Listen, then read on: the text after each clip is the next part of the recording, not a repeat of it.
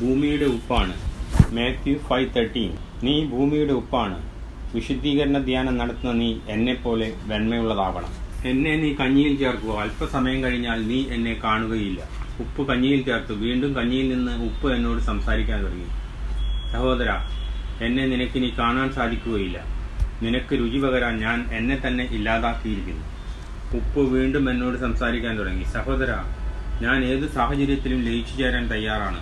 കഞ്ഞിയിലും കറിയിലും അച്ചാറിലും chicken ബിരിയാണിയിലും സാമ്പാറിലും ഞാൻ ലയിച്ചു ചേരും. ഒരു പക്ഷപാതവും കാണിക്കാതെ ഞാൻ ലയിച്ചു ചേരും. അവയ്ക്ക് രുചി പകരുന്നു. നിനക്കതിന് സാധിക്കുമോ? സഹോദര, ഞാൻ എല്ലാ ജാതി മതസ്ഥരും ഒരുപോലെ ലയിച്ചു ചേരുന്നു.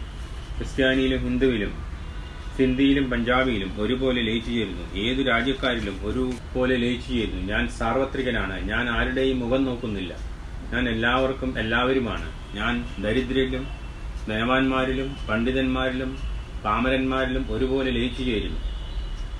ആശുപത്രിയിലുള്ള രോഗികളിലും വഴിയിൽ ജീവിക്കുന്ന കുഷ്ഠരോഗികളിലും ഭിക്ഷാടകരിലും ജയിലുള്ള കുറ്റവാദികളിലും ഭീകരിലും ന്യായകർത്താക്കന്മാരിലും ഒരുപോലെ ഞാൻ ലയിച്ചു ചേരുന്നു. സഹോദര, ഉപ്പുമാങ്ങയെ എത്ര നാൾ നശിച്ചു പോകാതെ ഞാൻ സൂക്ഷിക്കുന്നു. ഫ്രിഡ്ജ് എല്ലാം ഈ കാലഘട്ടത്തിലല്ലേ വന്നത്. പഴയകാലത്ത് ഞാനാണ് മാംസവും ഫിഷും മറ്റും നശിച്ചു പോകാതെ സൂക്ഷിക്കുന്നത്. നീ ഭൂമിയുടെ ഉപ്പാണ്. രുചി പകരുക മാത്രമല്ല നീ ചെയ്യേണ്ടത്, മറ്റുള്ളവർ നശിച്ചു പോകാതെ രക്ഷ പ്രാപിക്കുന്നതിന് അവരെ നിന്റെ ഉപ്പിലിടണം. എന്നിൽ കനിയാനമേ, എന്നെ അവിടുത്തെ കൃപ കൊണ്ട് നയിക്കാനമേ. ഞാൻ കൂടുതൽ ആഴത്തിൽ പ്രാർത്ഥിക്കാൻ തുടങ്ങി.